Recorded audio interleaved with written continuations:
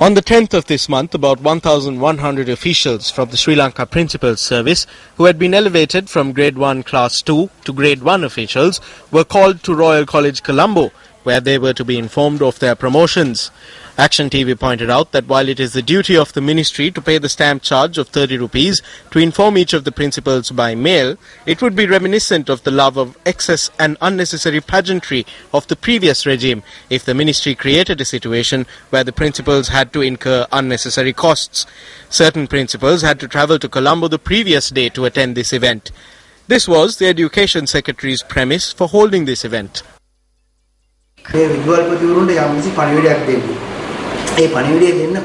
A message had to be given to the principals, and we felt that this was the opportune time to deliver that message.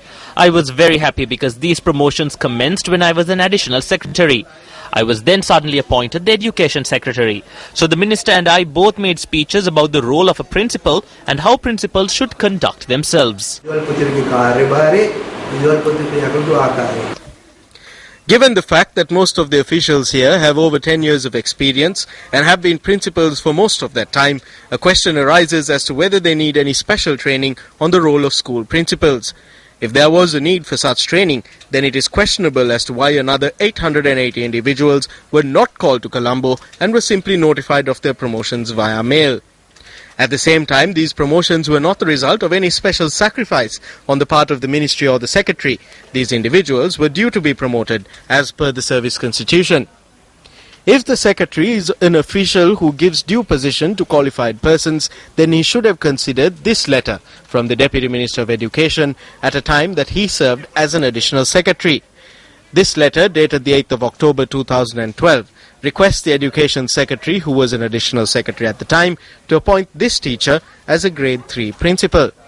He asks that it be taken into consideration that this teacher was placed first island-wide in the competitive examination held in 2006.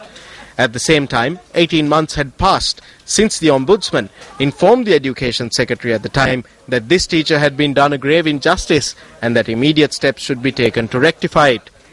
This woman, who scored 183 on the examination and was placed first island-wide, is still an assistant teacher.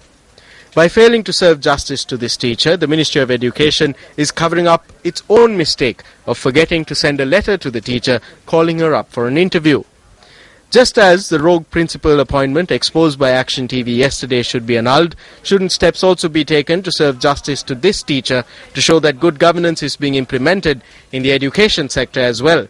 Minister of Education, this is over to you.